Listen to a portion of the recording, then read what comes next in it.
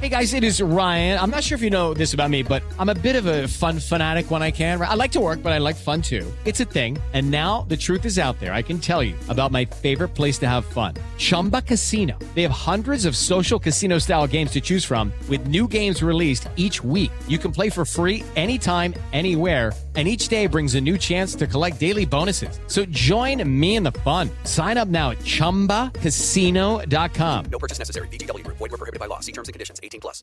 Welcome to the Man Cave Podcast with Dan Casper. Let's do a little business of sports. So this one is a little bit of an older story, but I think it's a big one. And I kind of want to hit it up because, well, when it came down, it was after we would have done business of sports. The NFL antitrust lawsuit, Sunday Ticket antitrust lawsuit over there, which you probably all are familiar with right now. Federal jury ordered the NFL to pay. The federal jury has ordered the NFL to pay for violating antitrust laws in distributing out-of-market Sunday afternoon games on premium subscription service is a whopping $4,707,259,944.64. And it actually to the penny. To the penny. And it actually could be more. Apparently damages can be tripled under federal antitrust laws. The NFL could end up being liable for $14,121,779,833.92. Damages would be spread equally among 32 teams, meaning each team could owe about $441.3 million. So Packers fans, get ready for more stock sales coming at you to pay for that. So yes, you can be an owner for... Your money will be going to this lawsuit, essentially. You get a piece of paper, but you're paying for the lawsuit. So I'm going to save money on Sunday Ticket. No, you're not. Mm-hmm. The NFL is appealing this one. Were you a little surprised that if the NFL lost this case? A little bit, given that the judge involved was on the verge of throwing out the whole thing. Yeah. Because of the prosecution actions. Mm-hmm. The amount and how it's actually escalated further is a lot of money now. How long until it actually gets paid, and will it fully? It's a long ways, extremely long ways to go. Mm-hmm. I'm going to bring up his name yet again, but it does help to have a lawyer examining this. Like Florio, he's been having a lot of comments on this. And like one of his stories from yesterday evening, actually, the one at Pro Football Talk at the rumor mill, the NFL attacks jury's basis for coming up with $4.7 billion verdict. It's relatively long for one of those posts, and it really gets into the weeds. But which we would expect again with Florio being a lawyer. That makes sense in this case to try to figure out this case. But I was surprised it went as high as it did. But that's probably the actual value involved. And I don't know, it's going to get paid. Yeah, I would be. I'm actually would be shocked if it gets paid. You know. Yeah, and I should say also, could they still, like, I don't know if you know this, and I'm just throwing this out there. Could they still settle, even though it was like? Could they meet? Could you know what I mean? Like, could they? I don't know. Like, I suppose legally possible, but at this point, if you win, you're like, we're good. Right. Okay. I mean, I guess it could be like, say an appeals court favors the NFL, then could they, like, I don't know. Like, that's in the weeds for me. I don't understand that whole process. So maybe somebody does. Yeah. If you're a lawyer, you can text us. But right. I don't. Maybe it's possible, but I don't know that they'd want that the plaintiffs would want to at this point. So if anybody's like, okay, can you explain what this is? Like I'm 5 years old. I'll try to, because I would like for somebody to explain it to me like I'm actually 4 years old here, because there's a lot with this. But essentially what it is that the lawsuit covered about $2.4 million residential subscribers and 48,000 businesses in the United States who paid for the package on DirecTV of out-of-market games from the 2011 to 2022 seasons. The lawsuit claimed that the league broke antitrust laws by selling the package at an inflated price. The subscribers also say the league restricted competition by offering Sunday Ticket only on a satellite provider. So antitrust laws, Luke, essentially it's you're trying to create competition to better help the consumer, correct? Yeah. You're trying to how do I want to say this? Really try to you want competition because you would think help the consumer lower the prices down Of a little course, bit. when there's competition, one wants to drive the price down further from the other to try to get more people to purchase their product. If you have a monopoly, going back to the old trust days of the late 1800s, early 1900s, hence all the antitrust legislation that came after that, you have one company, well, you own the market. You can charge whatever you want because what else are you going to do? But the NFL has that antitrust exemption. Mm-hmm. And that's been the concern. Yeah. That, well, you can charge whatever they want because, well, yeah, but then you got this issue here that maybe went a little too far. And then you got, I was reading a little bit the other day, too, because, Roger Goodell and the NFL's always talked about, their, and you've mentioned it, too, their free over-the-air local game, option, too. We've talked about that with the streaming stuff. This seems to be a very popular one when we get to business and sports is streaming and all that. And Goodell and the NFL have kind of used that as an example, like where they're unique, where they offer those games over, local cable and that sort of stuff, too. Yeah. That is the difference. Again, the getting back to the whole breadth versus potential money making. But I mean, the NFL's making money in plenty of ways, right? Too. But it is kind of fascinating to hear that there's this tie-in with Fox and CBS to protect them, which is the crux of a lot of this. Like you'd think if the NFL were to be gotten on anything, it wouldn't necessarily involve a couple networks. They're very extremely big players in all things NFL, but that does seem like an odd way that this would come back at the NFL. Understanding, too, that, again, an appeals court could overturn this. It's probably well, I shouldn't say it's probably. The NFL will try to get to the Supreme Court if they can. Maybe several years from now. We're not going to be like next June, like late June, when all the cases are coming down. And what's the NFL? No. This may not be till 2030. Yeah, they ain't paying it like by the end of the month or anything like that. No. And people looking to get reimbursed aren't going to get anything yet for a while. It's not that much money, honestly. When you break it down like that, yeah. Right, yeah, because if I'm reading this right, so the list price, yeah, I mean, it's not going to be that. I see 191.26. I don't want to quote that too hard because I think that's part of this whole math from the story that I'm reading.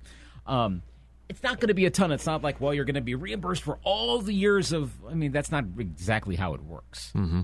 I mean, there is value to watching Sunday Ticket as well. Mm-hmm. And how do you compute the exact value of that? I have never had Sunday Ticket. No. I have never had Sunday Ticket. Yeah, I'm assuming you've never had Sunday Ticket either. Neither have I. So. Yeah, the closest I've ever come to that was at one time when Red Zone was available for free. It's been available several times, but there was that first time I was like, But Red Zone's, of course, different from Sunday Ticket. Mm-hmm. I mean, in a vacuum, would you prefer to have access to, and we've kind of gone over this before, but would you prefer to have access to just Packers games if they weren't obviously available for free, which they are because we're in Wisconsin, but if you lived in New Mexico, would you rather have Packers games or would you rather have Sunday Ticket? Packers games. Right. No. I would imagine most of our listeners, like if anyone, have we ever gotten a sense from listeners what they think one way or the other on that?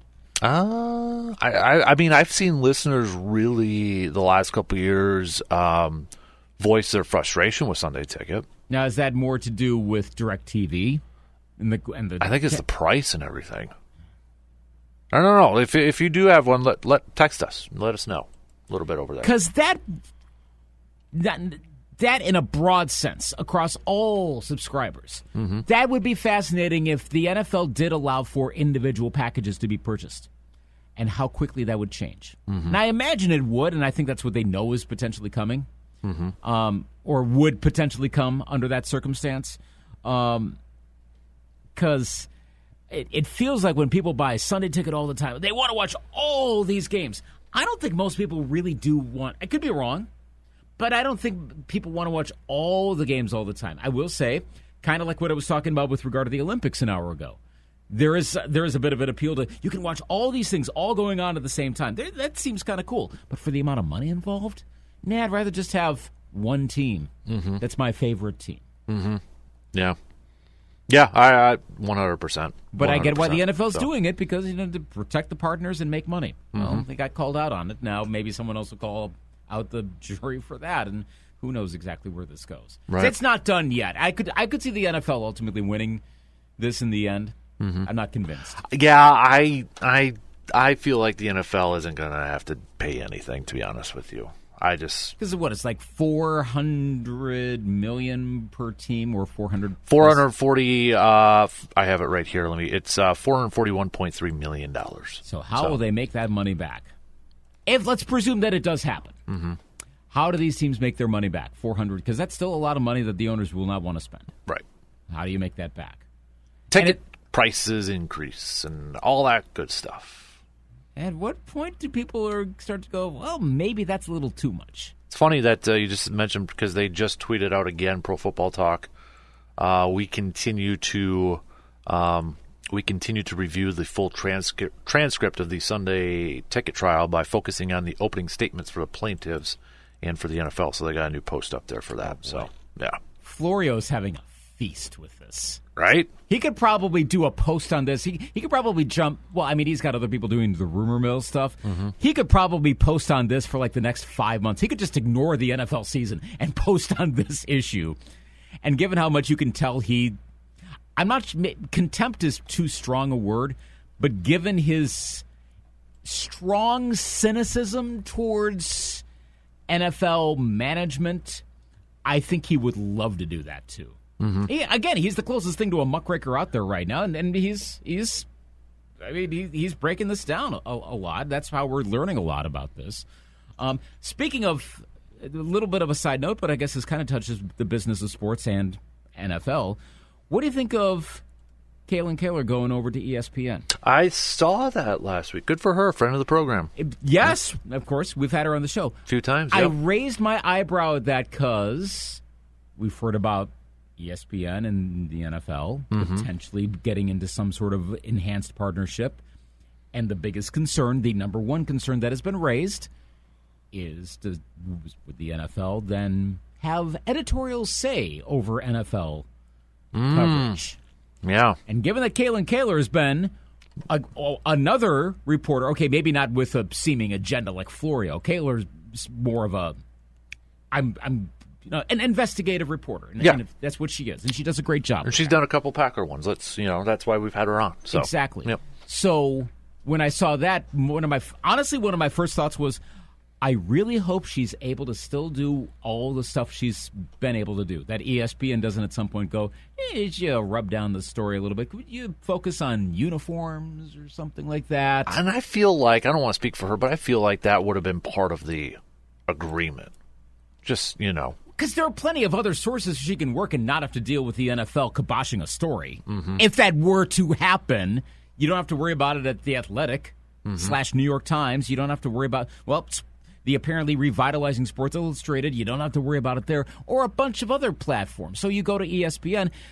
Let's take the positive angle on this. Maybe this is a sign that ESPN's going to keep up with the Kalers and the Tom Van Nattas of the world and the Seth Wickershams of the world, and will continue to do that kind of journalism to look into stuff like Sunday Ticket, stuff with ownership, stuff like that, and find what needs to be addressed. Anything that gets really big needs to have a watchful eye on it in society in general. Having someone like Kaylin Kaler there is a good thing. Well, I don't know if I want to put the horse ahead of the cart or anything like that, but speaking of that, I got the word last night. So Ian O'Connor's book with Aaron Rodgers. We're going to talk to Ian O'Connor in a couple weeks. Ooh. And I'm getting an advanced copy of the book, too. So neat. Yeah. So Ian, we had him on before, too, with the Belichick book that he had out a few years ago. So, but, I should find out today the official day, because they reached out to me last night. So, okay. And when is that book formally released? The book is out the third week in August, so August 20th, I think, around there. Yeah. I think it's that week, Remind August 19th me through the 23rd. Oh, okay, so around August. What did you say? August 23rd-ish. Yeah, let me see if I can just find it here quick. But yeah, it's that week sometime. It's coming out. Are there? I apologize. I don't. August 13th, apparently. Okay, but yeah. Is there any? August 20th. Sorry. Okay. I should have maybe have heard of this. Maybe I haven't. But for my sake, maybe for some of the listeners' sake, is there an angle in the book? Do we know what? Is there a certain approach? Is there something we know we're going to hear from, or not hear, but learn from it? What do we know about the Ian O'Connor Rodgers book? Well, it's called Out of the Darkness: The Mystery of Aaron Rodgers. And I know Ian he actually did talk to Aaron too. I think part of the book. So I mean, Aaron knows about it. Okay. Sort of thing. But the write-up here talks a little bit about. I'll just tell you the description of the book.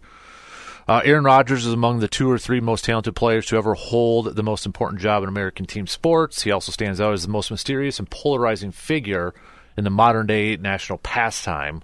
That is professional football, from his controversial COVID stance to his methods of spiritual awakening to his estrangement from his family to his high-profile romances to his devastating Achilles injury a mere 4 days into his Jets career. Rodgers has long dominated the NFL news cycle. At the age of 39, in search of a challenge that would rejuvenate him, Rodgers divorced the iconic Packers, who have not appeared in a Super Bowl since divorced the Packers to join the Jets, who have not appeared in a Super Bowl since Neil Armstrong stepped on the moon. The trade made Rodgers the biggest story of the biggest league in the biggest market by far. That story only got bigger when Rodgers shockingly went down on the night of 9/11 in front of a packed house that roared for him when he took the field carrying the American flag in front of the biggest Monday Night Football audience in ESPN history.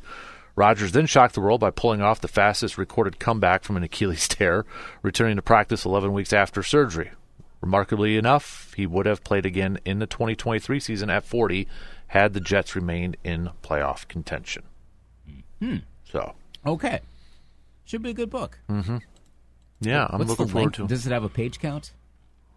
You're going to really put me on pressure that I get this thing done. 368. Funny, I had some feeling it was going to be around that number, almost to the exact digit. Mm-hmm. That should be a good one. That'll be a good interview. Yeah, I'm trying to find. I know Ian had tweeted out a while ago. Let me see if I can find something. But yeah, he did talk to Aaron, so it's not like one of the. Here's the thing: like this is where I find it important that if you actually talk to the subject, because you know what's going to happen. Something's going to come out out of this, and then the whole deny thing. Deny. Yeah. I remember when Jeff Pearlman wrote the Gunslinger book about Brett Favre, and there was that comment in there that Rodgers apparently called Favre grandpa or something like that, and then Rodgers denied it. You know, that sort of stuff. Like, Rodgers was trying to be funny, Favre took offense to it, and then it was just like it all got denied and, you know, that sort of stuff. So, but I'm sure there's going to be something. Right? There's going to be something. Probably. Well, we know what happens with Aaron Rodgers talk. Mm-hmm. Of course, it's going to blow. But maybe this one will actually be pretty normal, for lack of a better term. I'm Victoria Cash. Thanks for calling the Lucky Land Hotline. If you feel like you do the same thing every day, press 1. If you're ready to have some serious fun for the chance to redeem some serious prizes, press 2. We heard you loud and clear. So go to LuckyLandSlots.com right now and play over 100 social casino-style games for free. Get lucky today at LuckyLandSlots.com. Available to players in the U.S., excluding Washington and Michigan. No purchase necessary. VGW Group. Void where prohibited by law. 18+. Terms and conditions apply.